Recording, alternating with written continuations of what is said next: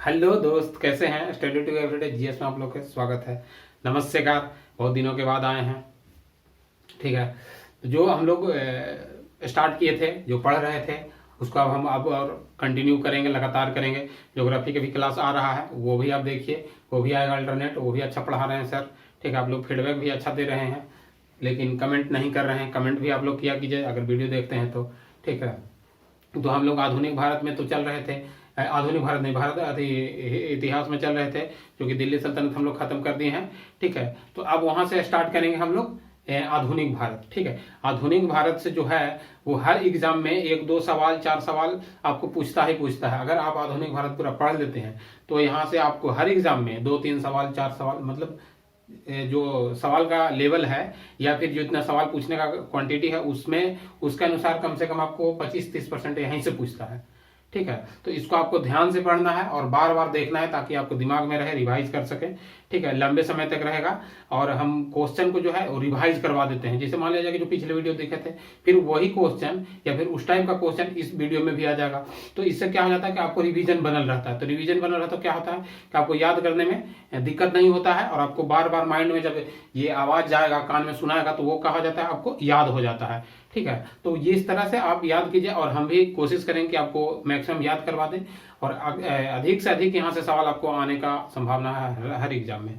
ठीक है, तो हम लोग दिल्ली सल्तनत से पढ़े थे, और उसमें भी कुछ ऐसा सवाल जो था जो आज भी आपको देखने का मिलेगा। अगर आप पिछले वीडियो नहीं देखे होंगे तो आप उसमें जाके देखिए कि क्या क्या उसमें था। जैसे कि दिल्ली सल्तनत का था, बाबर, अकबर, हुमायूं, शाह, शेर शाह, जहांगीर, अकबर वगैरह, जो औरंगजेब था, वो सारा सवाल जो देते जो औरंगजेब के पढ़ाए थे, और जो आधुनिक भारत, क्योंकि औरंगजेब से ही आधुनिक भारत शुरू हो गया था। ठीक है, जैसे जहांगीर वगैरह से शुरू हो गया था, लेकिन औरंगजेब से विशेष करके शुरू हो गया था। ठीक है, तो वो यूरोपीय लोग कैसे आए भारत में और क्या कारण हुआ, इसके बारे में आज हम लोग जानेंगे। ठीक है, तो यूरोपियों को मतलब क्या कारण हुआ कि जो मतलब हमारे देश में आए या फिर दूसरे देश में खोजने के लिए उनको प्रक्रिया शुरू करना पड़ा। तो क्या होता है ना कि किसी अगर आप बाजार को ज्यादा मात्रा में अगर किसी जगह पे हो जाता है, पैदा अति हो जाता है, ठीक है, तो उसको सेल करने के लिए यानी बेचने के लिए आधुनिकीकरण के, देखिए इंग्लैंड में जो था आधुनिकीकरण के दौर चल रहा था। ठीक है, जबकि भारत में सल्तनत काल था, मध्यकाल का दौर। ठीक है, तो उस टाइम जो इंग्लैंड में था वो उद्योग चल रहा था, बड़ा बड़ा उद्योग बन रहा था, तो उससे फैक्ट्री बन रहा था, फैक्ट्री जो कि उद्योग कपड़ा वगैरह जो निर्यात हो रहा था, बन रहा था, तैयार हो रहा था, तो उसको बेचने के लिए क्या चाहिए, एक अस्थायी बाजार चाहिए। तो उस टाइम जो भारत का और यूरोप का तो बाजार होता ही था, लेकिन जो समुद्री मार्ग से नहीं होता था। ठीक है, वो स्थल मार्ग से होता था। तो स्थल मार्ग से होने का कारण ये था, अवरुद्ध पैदा हो गया इस कारण से, क्योंकि वहां पे अरबों लोग का आक्रमण हो गया। ठीक है, कुस्तुनतुनिया एक जगह है, ठीक है, जो यूरोप के, और ये कुस्तुनतुनिया जगह पे क्या हुआ कि अरबों लोग वहां पे जगह पर शासन करने लगे। तो वहां पे आना जाना व्यापारी लोग को टैक्स देना बहुत महंगा पड़ रहा था, या फिर नहीं आने दिया जा रहा था। ठीक है, तो वहां से जब वो लोग बंद कर दिए तो चाइना, भारत, ये सब से क्या होगा कि यूरोप को बाजार को घात पहुंचा, यानी फिर बाजार नहीं हो पाया। ठीक है, तो उसके लिए फिर क्या हुआ कि आपको पुर्तगाल में वहां से मतलब जलमार्ग की खोज आरंभ हो गया। ठीक है, तो सबसे पहले अगर कहा जाता है कि कुछ लोग आए थे जो दक्षिण अफ्रीका के गुड होप तक ही रह गए थे। बार्थोलोमेयो डियाज जो आए थे वो दक्षिण अफ्रीका तक ही रह गए थे, और वहां से फिर वो चले गए थे। ठीक है, उसके बाद फिर आए वास्को डी गामा, जो कि समुद्र के खोजते खोजते और ये भारत में आ पहुंचे थे। ठीक है, तो इस टाइप में हम लेके चलेंगे आधुनिक भारत को। ठीक है, भारत में यूरोपियों को आगमन करवाएंगे। इस वीडियो को पूरा देखिए, और देखने से आपको फायदा ही रहेगा, और दूसरों के साथ भी शेयर किया कीजिए। ठीक है, तो एक छोटा सा नक्शा बना लेते हैं, उसके अनुसार चलते हैं। ठीक है, तो एक छोटा सा नक्शा के अनुसार मान लीजिए कि ये हो गया ऐसे ऐसे, ये अफ्रीका आ जाएगा। ठीक है, ठीक है, अफ्रीका आ जाएगा। ठीक है, ये, और यहाँ पे मान लीजिए कि ऐसा ही भारत है। ठीक है, तो यूरोप यहाँ है, तो यूरोप से यहाँ तक आए थे बार्थोलोमेयो डियाज, यहाँ तक आकर यहाँ पे रह गए थे। क्योंकि इसको बोला जाता है क्या, या इसको बोला जाता है, आप इसको बोल सकते हैं, क्या बोल सकते हैं, यानी गुड होप भी बोल सकते हैं, या फिर इसको आपको, और यहाँ आने के बाद यहाँ से चल गए थे बार्थोलोमेयो डियाज। ये कब आए थे, तो 1487 में, 87 में आए थे। और फिर जो वास्को डी गामा आए, और वास्को डी गामा आने के बाद यहाँ से इनको भारत का व्यापार होता था, यहाँ से आते जाते रहते थे व्यापार, लेकिन इस टाइप से यहाँ से नहीं होता था। तो एक भारत का व्यापारी था, ठीक है, जिसको नाम था अजीज, ठीक है, क्या नाम था, अजीब नाम था, ठीक है, अब्दुल अजीज।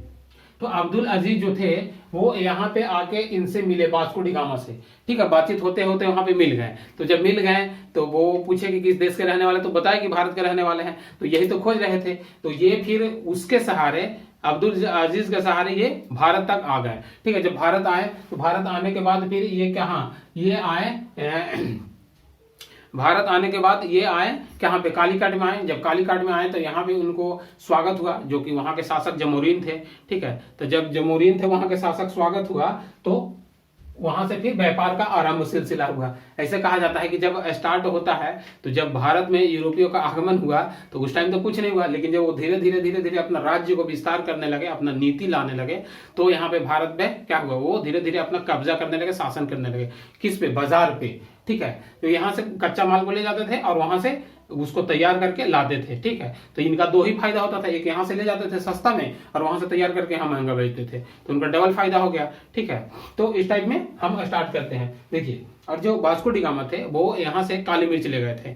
जब ये काली मिर्च ले गए थे तो यहाँ उनको बहुत फायदा हुआ। जब यहाँ से ले गए तो वहां अपना यूरोप में बेचे। जब यूरोप में बेचे तो आने जाने के जो खर्च था उसको सिर्फ मतलब हटा के या काट छाट कर उनको अपने माल का 60 गुना फायदा हुआ। 60 गुना, सोच लीजिए, अगर कोई चीज 1 रुपया के यहाँ है तो वहां जाने के बाद कितना, 60 रुपया उसको बन जाता है, सोच लीजिए। जब यहाँ पे 60 रुपया फायदा हुआ, यानी 60 गुना, ठीक है। जब गुना उनको फायदा हुआ तो वहां से फिर व्यापार का और मार्ग बढ़ने लगा, ठीक है। तो इस टाइप में मतलब भारत में यूरोप का आगमन का कहानी है, ठीक है। जब मतलब पहली बार जब शादीशुदा होता है लोग, तो किसी आके बीवी अपना धीरे धीरे अपना स्कोप बनाने लगती है, और एक ऐसा टाइम आता है कि अपने जो पुराने सास और ससुर है उनको आउट करके फिर अपना आराम से रहने लगते हैं, ठीक है। तो इसी टाइम यूरोपीय लोग का भी था कि जब भारत में एंट्री किया तो उस टाइम तो कुछ नहीं था। वो अब जब धीरे धीरे अपना विस्तार करने लगे, अपना ये लोभ प्रकट करने लगे, तो ये क्या होगा, पूरे भारत पर धीरे धीरे वो कब्जा कर लिए, ठीक है। तो इस टाइप में है। अब देखिए स्टार्ट करते हैं, क्योंकि बहुत हो गया लेक्चर। तो आइए देखिए व्यापार हेतु समुद्री मार्ग से भारत आने वाले प्रथम यूरोपीय कौन थे, ठीक है। देखिए जब व्यापार मार्ग से प्रथम यूरोपीय कौन हो गए, तो पुर्तगाली आ गए, ठीक है। जो पुर्तगाली में आ गए तो वास्को डी गामा सबसे पहले आए थे भारत में, ठीक है। कब आए थे, तो 17 मई यानी 1498 को, जब वो आए कालीकट, जमोरीन वहां का शासक था, ठीक है। तो ये सब आपका हो जाएगा, यानी पुर्तगाल हो जाएगा, पुर्तगाली आए थे, ठीक है। पुर्तगाली हो गए, ठीक है। कौन आया, वास्को डी गामा,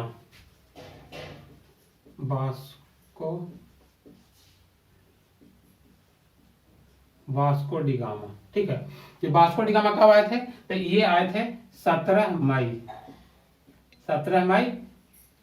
1498 को,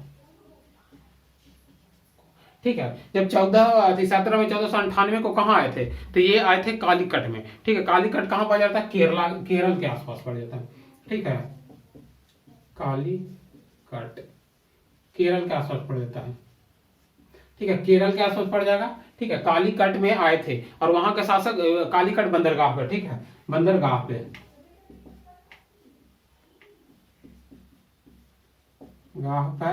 जो कि कालीकट जो बंदरगाह है, वो वहां के शासक कौन थे, तो शासक में आ जाएंगे आपको, शासक जमोरीन आ जाएंगे, ठीक है, जमोरीन,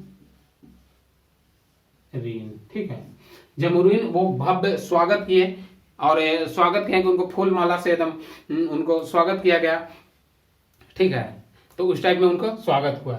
जब इतना सब हो गया, देखिए अब आगे देखिए, और जो ये भी जो सवाल है ना, बहुत अच्छा सवाल है। अब आराम से सुनिए, 2-3 बार अंधेरे में शांत माहौल में जाकर, ठीक है। तो वहां से आपको क्या होगा, फायदा मिलेगा, ठीक है। ये आपको रिवाइज भी होगा, क्योंकि अगर पिछले वीडियो देखिएगा तो और मजा आएगा, ये भी और वो भी दोनों क्वेश्चन मिल जाता है, ठीक है। देखिए पुर्तगालियों ने भारत में सर्वप्रथम अपनी व्यापारी कोठी या फैक्ट्री कहाँ स्थापित किया था, ठीक है। जो पुर्तगाली थे वो भारत में सबसे पहले अपना व्यापारी कोठी कहाँ स्थापित किए, तो सबसे पहले कहाँ किए थे, तो ये कोची में किए थे, ठीक है, कोची, कोची में।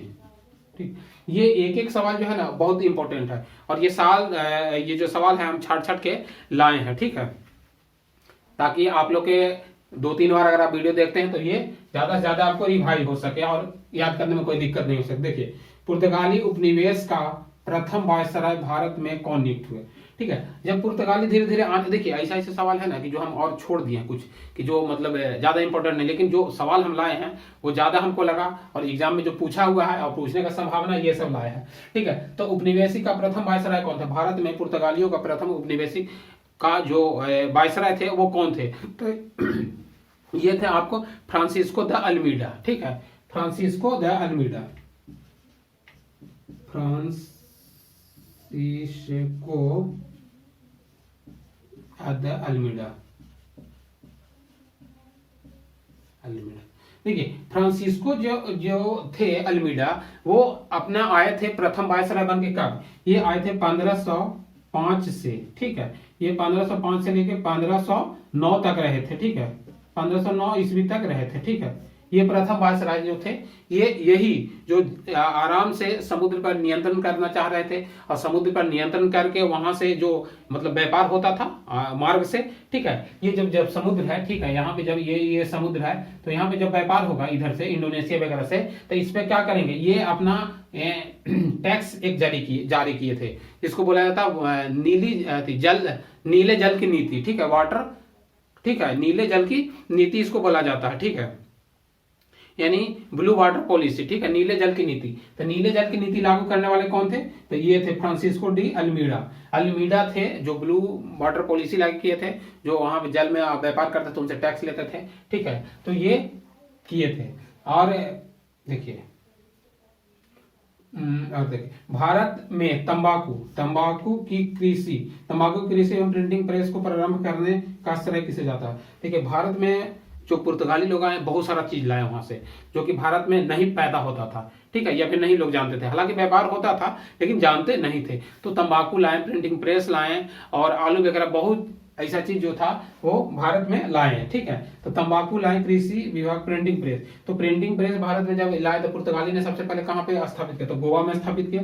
ठीक है, गोवा में। ठीक, गोवा में प्रिंटिंग प्रेस कब हुआ? तो 1556 में, 56 ईस्वी में प्रिंटिंग प्रेस किसके द्वारा? तो पुर्तगालियों के द्वारा सबसे पहले प्रिंटिंग प्रेस कहाँ पे शुरू किया गया? तो ये गोवा में शुरू किया गया था। ठीक है, ये देखिए, इसको वीडियो को ज्यादा से ज्यादा देखिए। हिंद महासागर में व्यापार को नियंत्रण करने के लिए फ्रांसिस्को डे अल्मीडा क्या लागू किए?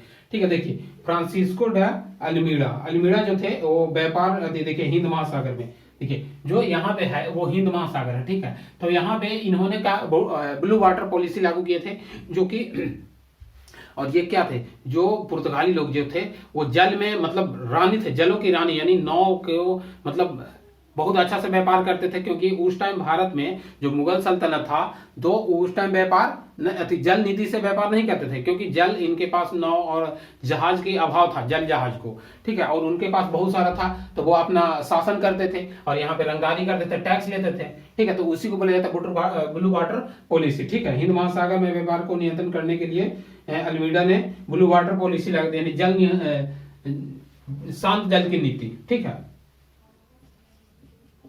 शांत जल की नीति इसको बोला जाता है ब्लू वाटर पॉलिसी। ठीक है, BLU, ब्लू वाटर पॉलिसी। ठीक है, ब्लू वाटर पॉलिसी को लागू किया गया था। ठीक है, जो अल्मीडा के द्वारा लागू किया। ये देखिए, बार बार कभी पूछता है तो आप कंफ्यूजन नहीं होगा कि ब्लू वाटर पॉलिसी कौन लागू किए थे। और देखिए, जो पहले आया था वही जल की नीति लागू किया था। ठीक है, तो और देखिए आगे यहाँ पे है देश एवं खोज। ठीक है, भारत को कौन किए थे? तो वास्को डी गामा। ठीक है, भारत को कौन किए थे? तो Vasco D gamma. Vasco D gamma कब किए थे? ठीक है, अमेरिका को कौन किए थे? तो अमेरिका के जो करने वाले थे वो कोलंबस थे। ठीक है, कौन थे? कोलंबस।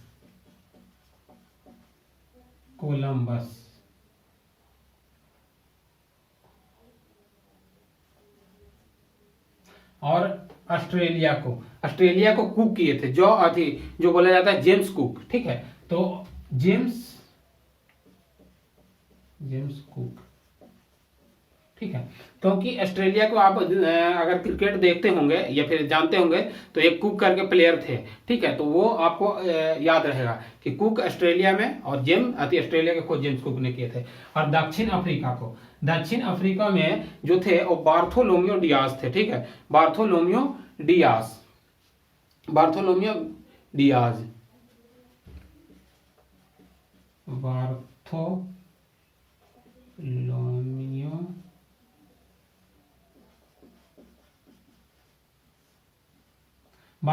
डियाज जो थे वो पहले थे। ये सबसे पहले ये आए थे 1487 में। जब 1487 में आए थे तो यहीं पे रह गए थे, यहीं से वो वापस लौट गए थे।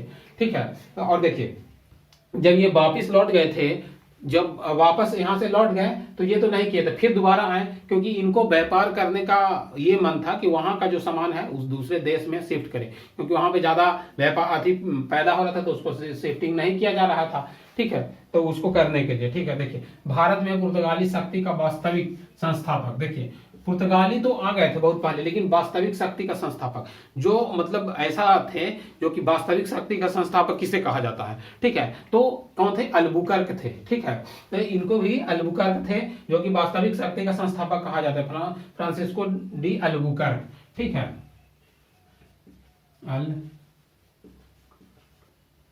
अल्बुकर्क।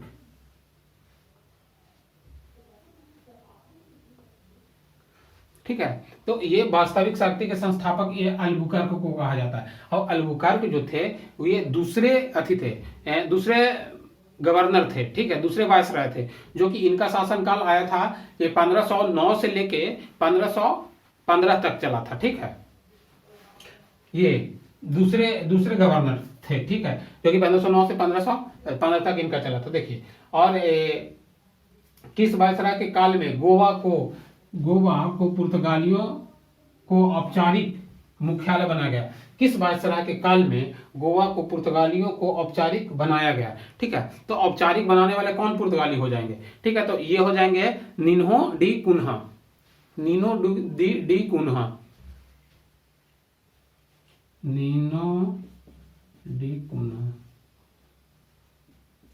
ठीक है, तो ये बनाए थे, ये गोवा को पुर्तगालियों के औपनिवेशिक मुख्यालय कौन बनाए थे? तो गोवा को औपनिवेशिक मुख्यालय कौन बनाए थे?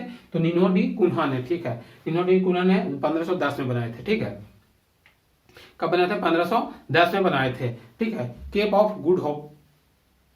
देखिए, किस यूरोपीय शक्ति भारत में मसालों की निर्यात के स्थान पर कपड़ों का निर्यात करता था? देखिए, मसालों की निर्यात के स्थान पर कपड़ों को निर्यात करता था। ठीक है, ये कौन अंग्रेज जो थे वो कौन थे कि जो मसालों की आयात, ठीक है, मसालों की निर्यात पे अपने कपड़ों को निर्यात करते थे।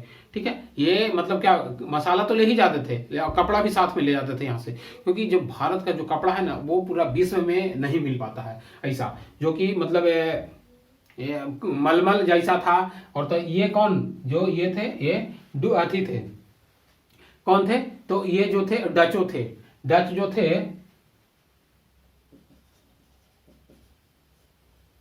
डचों के द्वारा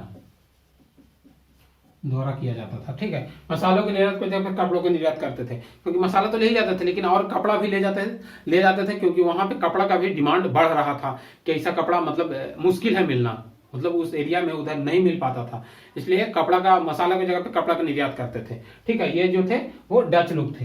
ठीक है, डच लोग। और देखिए, भारत के साथ व्यापार के लिए सर्वप्रथम संयुक्त पूंजी कंपनी किसने प्रारंभ किया था? संयुक्त यानी दोनों को संयुक्त पूंजी कंपनी किसने प्रारंभ किया था? जो कि दोनों के प्रारंभ करने के बाद ये क्या हो और ज्यादा व्यापार हो सके, तो ये डचों के द्वारा, ठीक है, डचों के द्वारा प्रारंभ किया गया था। ठीक है, ये ज्यादा से ज्यादा देखिए, दूसरों के साथ शेयर कीजिए, और अगर मेरे चैनल पहली बार आए तो सब्सक्राइब भी क्या कीजिए। ठीक है, और देखिए ये जितना भी जो सवाल है ना वो थोड़ा सा मिला के बुक से लाए हैं, ठीक है। तो वो उस चीज को देखिए आप लोग, देखिए 1759 में बेदरा का युद्ध हुआ था, ठीक है। बेदरा का युद्ध किन दो यूरोपीय शक्तियों के बीच हुआ था? बेदरा का युद्ध हुआ था दो शक्तियों के, यूरोपीय शक्तियों के बीच। और किन दो यूरोपीय शक्तियों थे? तो एक जो थे वो कौन थे? एक थे अंग्रेज और दूसरा थे फ्रांसीसिया, ठीक है। अंग्रेज और फ्रांस के बीच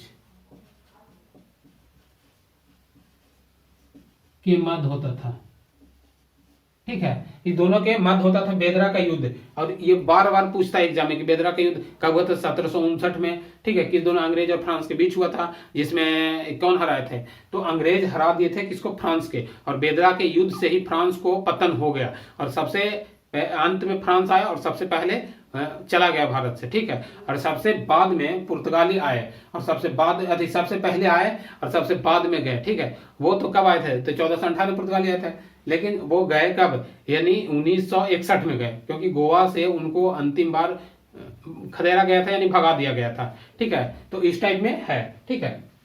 तो इसको देखिए, ज्यादा से ज्यादा शेयर कीजिए और जितना भी जो हो सके वो हम अच्छा से अच्छा कंटेंट लाते हैं, ताकि आप लोग के ज्यादा, अगर यहाँ पे टाइम देते हैं तो आपको व्यर्थ नहीं होगा, फायदा मिलेगा। अधिक से अधिक देखिए, ठीक है। और देखते हैं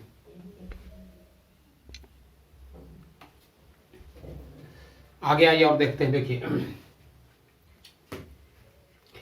आप लोग ज्यादा से ज्यादा शेयर कीजिए, सब्सक्राइब कीजिए दूसरों के साथ, तब ना मजा आएगा। देखिए ब्रिटिश साम्राज्य, जेम्स प्रथम, देखिए ब्रिटिश साम्राज्य जो था वो जेम्स प्रथम के दूत था। जो जेम्स प्रथम के दूत, ब्रिटिश साम्राज्य जो प्रथम जेम्स प्रथम के दूत भारत में व्यापारी कोठी स्थापित करने के उद्देश्य से जहांगीर के दरबार में प्रथम ब्रिटिश नागरिक कौन आया था? ठीक, देखिए ये कह रहा है कि जो जेम्स प्रथम जो थे वो उनका दूत बनकर भारत में आए थे, ठीक है। वो कौन थे? जो प्रथम कोठी स्थापित करने के उद्देश्य से आए थे, ठीक है। तो वो कौन थे? कैप्टन हॉकिंस थे, ठीक है। कैप्टन, ठीक है, कैप्टन हॉकिंस कब आए थे? 1608 में। किसके समय आए थे? तो जहांगीर के समय आए थे, ठीक है। और जो इसका कंपनी जो था, ठीक है, जो ब्रिटेन का कंपनी था वो कब गठन हुआ था? तो वो हुआ था 1499 को, ठीक है, अकबर के समय में। लेकिन जो अकबर का समय का शासनकाल जो था वो कब था? जो 1605 तक था, ठीक है। जब 1605 ये 1608 में आए, ठीक है। तो ये अकबर के बाद है जहांगीर, अकबर का बेटा जहांगीर के समय में क्या जो था? जहांगीर के समय में चित्रकारी प्रथम चरण सीमा पर था, ठीक है। लेकिन आरंभ हो गया था शाहजहां के काल से ही, ठीक है। ये भी बहुत बार पूछा है, पिछला वीडियो में जाकर देख सकते हैं, ठीक है। देखिए ब्रिटिश ईस्ट इंडिया कंपनी द्वारा भारत में प्रथम अस्थायी कारखाना मसूलीपट्टनम 1611 में खोला गया था। देखिए ब्रिटिश द्वारा ईस्ट इंडिया कंपनी, जो ये प्रथम बार जो पूछता है ना कभी कभी कि ब्रिटिश द्वारा ईस्ट इंडिया कंपनी जो प्रथम फैक्ट्री खोला गया था वो अस्थायी था, अस्थायी नहीं था। तो वो कब खोला गया था? तो मसूलीपट्टनम में खोला गया था। ये 1611 में खोला गया था मसूलीपट्टनम में। तथा प्रथम अस्थायी कारखाना, देखिए अस्थायी कारखाना खोला गया था 1613 में। 1613 में खोला गया था अस्थाई, और अस्थाई खोला गया था 1611 में, 2 साल पहले मसूलीपट्टनम में। और जबकि अस्थाई कारखाना ब्रिटिश द्वारा खोला गया 1613 में, कब? सूरत में, ठीक है, सूरत में खोला गया अस्थाई, ठीक है। देखिए ईस्ट इंडिया कंपनी के किस अंग्रेज गवर्नर को औरंगजेब द्वारा, ठीक है, औरंगजेब द्वारा भारत से निष्कासित कर दिया गया था? देखिए ब्रिटिश के कोई ऐसा गवर्नर जो थे जो उनको औरंगजेब के साथ रास नहीं आता था, तो वो क्या कर दिए कि अपने राज्य से वो भगा दिए, कहें कि तुमको यहाँ पे जगह नहीं है, ठीक है। तो वो कौन थे? तो वो सर जॉन चाइल्ड थे, ठीक है, चाइल्ड। देखिए जब भगाने की बात आएगा तो किसको कोई भगा देता है? बच्चा लोग को भगा देता है, चाइल्ड, ठीक है। तो चाइल्ड को कोई भी भगा देता है। तो जब भी औरंगजेब के द्वारा अगर भगाए हुए सवाल आए तो चाइल्ड समझ लीजिएगा, ठीक है। क्या समझ लीजिएगा? चाइल्ड। तो सर जॉन चाइल्ड के द्वारा भगा दिया था, sir John child, sir John child को भगा दिया था। किसने? औरंगजेब ने भगा दिया था, बच्चा समझ के उसको भगा दिया, कहा कि अब तुम्हारे लिए मेरे राज्य में या मेरे घर में कोई जगह नहीं है, ठीक है। तो वहां से वो चल दिए थे, ठीक है, सर जॉन चाइल्ड को, ठीक है। देखिए हेमिल्टन जो थे वो भारत में आए थे।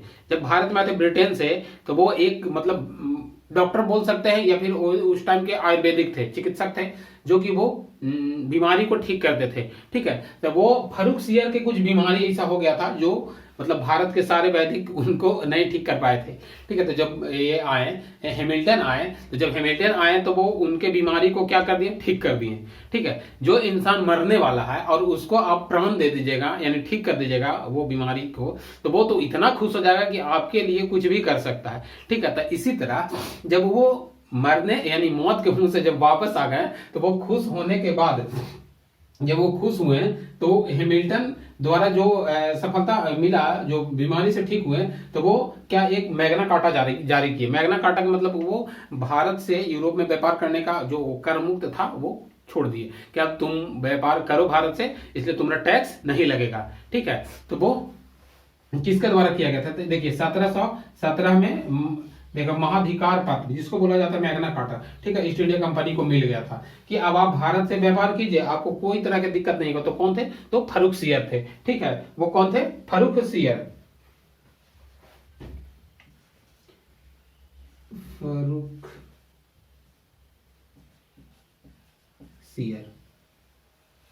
फर्रुखसियर द्वारा कब दिया गया था, 1717 में मैग्ना कार्टा जारी कर दिया गया था, जो ब्रिटेन के लिए वो बहुत एक मतलब आगे बढ़ने का कदम था। ठीक है, वो उनके लिए बहुत फायदेमंद था। ठीक है, जिससे कि वो अपना व्यापार करना शुरू कर दिए। ठीक है, देखिए बार बार हम क्वेश्चन इसलिए रिपीट करते हैं ना, ताकि आप लोग को इस तरह का कोई ऐसा दिक्कत ना हो सके और आपको सुनने में सहज महसूस हो और वो रिवाइज हो सके। ठीक है, इसलिए हम ऐसा करते हैं। ठीक है, वास्को डी गामा, बांडीवास का युद्ध 1760 में किसके द्वारा हुआ था। देखिए बांडीवास का युद्ध हुआ था, वो कब हुआ था और किसके द्वारा हुआ था, तो बांडीवास का युद्ध 1760 में, ठीक है, अंग्रेज और फ्रांसीसियों के द्वारा हुआ था। ठीक है, अंग्रेज ने क्या किया था, फ्रांसीसियों को हरा दिया था। ठीक है, ठीक है, देखिए तो बांडीवास का युद्ध कब 1760 में हुआ, तो अंग्रेज और फ्रांसीसियों के बीच, अंग्रेज और फ्रांसीसियों के, इसको क्या पराजित किया था, जित कर दिया था, कर कौन, अंग्रेज। ठीक है, और अंग्रेज को पराजित करने के बाद क्या हुआ, फ्रांसीसियो यहां से वे भारत से वे बेदखल हो गए और 1760 में बांडीवास के युद्ध से यानी अंग्रेज को पतन शुरू हो गया, आदि अंग्रेज ने फ्रांसीसियो का पतन शुरू हो गया। ठीक है, और देखिए और एक बहुत अच्छा सवाल है, देखिए 1661 ईस्वी में, ठीक है, कब 1661 ईस्वी का भी बात चल रहा है, उसके अनुसार देखिए 1661 ईस्वी में इंग्लैंड के राजकुमार चार्ल्स द्वितीय, देखिए ये एक ऐसा सवाल है ना कि थोड़ा सा कंफ्यूजन हो जाता। आज जो हमारे कुछ कंफ्यूजन था वो कि जो चार्ल्स द्वितीय थे वो कहाँ के थे, तो चार्ल्स द्वितीय ब्रिटेन के थे। ठीक है, और कैथरीन जो थी वो पुर्तगाल के थी, और इन दोनों को शादी होने हालांकि ये दोनों दूसरे देश के थे और शादी हुआ भारत में, और भारत में जो बंबई था द्वीप उसको दहेज में दे दिया। तो भाई दो चीज का शादी हो और ये तीसरे चीज को मैंने दहेज के रूप में देना, ये कहाँ तक सार्थक। ठीक है, तो यही हुआ कि राजकुमारी जो चार्ल्स द्वितीय थे इनको दहेज मिल गया। ठीक है, क्या मिल गया, तो बंबई मिल गया था। ठीक है, बंबई मिल गया था। ठीक है, और 1661 में हुआ था, 1661 में हुआ, और ये चार्ल्स द्वितीय थे, इनको दहेज के रूप में बंबई मिल गया, और ये चार्ल्स द्वितीय का की है। ठीक है, ये दोनों का तो शादी संपन्न हो गया, और ये कुछ दिन बाद यानी 1668 में, ठीक है, 1668 में ये अपना जो द्वीप था बंबई को, ये किसको दे दिए, ये ईस्ट इंडिया कंपनी को दे दिए 10 पाउंड के वार्षिक पर। ठीक है, कि 10 पाउंड हमको सालाना देना टैक्स के रूप में, और ये यहां से जो भी अर्न होता है वो तुम रख लेना। ठीक है, तो 10 पाउंड, ठीक है, 10 पाउंड में बंबई दहेज में दे दिया था ईस्ट इंडिया कंपनी को, 10 पाउंड में ईस्ट इंडिया कंपनी को दे दिया गया, इंडिया कंपनी को दे दिया गया। ठीक है, कंपनी को दे दिया गया 10 पाउंड में, और 10 पाउंड में कौन दिए, ये चार्ल्स द्वितीय दिए, और ये कैथरीन जो थी ये पुर्तगाल के रहने वाले थे। ये दोनों कंफ्यूजन होता है। ठीक है, तो इसको देख लीजिएगा, ये देखिए, और देखिए प्रमुख शहर और संस्थापक। ठीक है, तो इसको देख लीजिए, ये जो थी वो कलकत्ता शहर जो है वो किसने बसाया था, जॉब चार्नॉक ने। ठीक है, कलकत्ता को जॉब चार्नॉक ने, जॉब चार्नोक,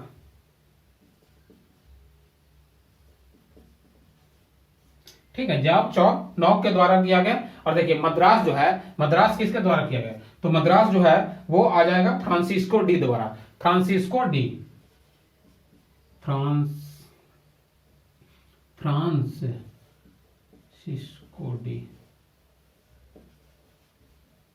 फ्रांसिस्को डी के द्वारा अथी को मद्रास को नाम दिया गया था, ठीक है, बसाया गया था, ठीक है। और नई दिल्ली, जो दिल्ली है वो लुटियंस के द्वारा, ठीक है, एडवर्ड लुटियंस,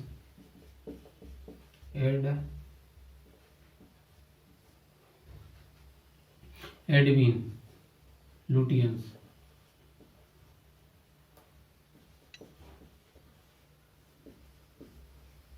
एडवांस लुटियन के द्वारा, ठीक है। इसको अथी भी बोला जाता है, यानी हार्वर्ड बेक, ठीक है। और देखिए बम्बई को जो थे वो क्या थे, गेराल्ड, ठीक है। कौन थे बम्बई को, गेराल्ड,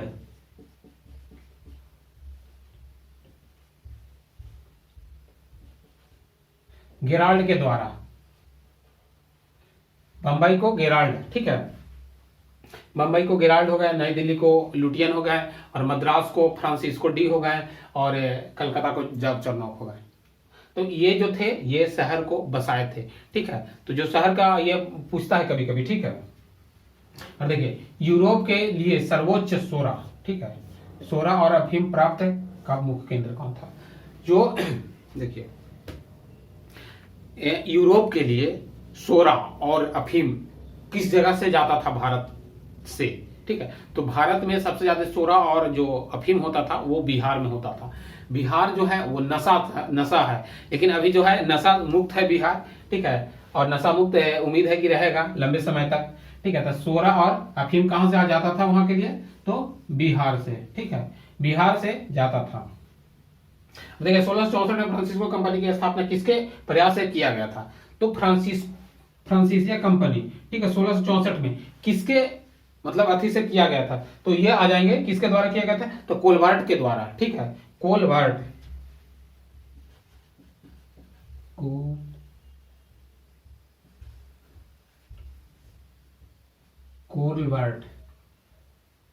कोलवर्ट के द्वारा किया गया था।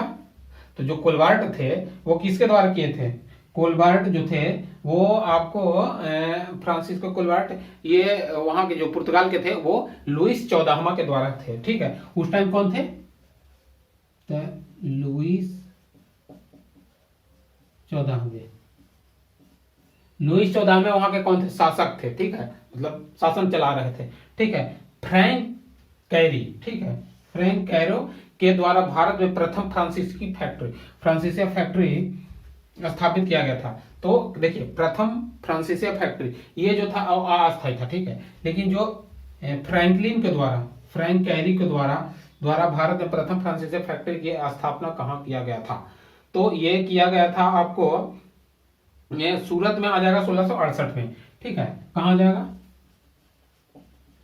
सूरत में 1668 ईस्वी में, ठीक है, 1668 ईस्वी में, ठीक है।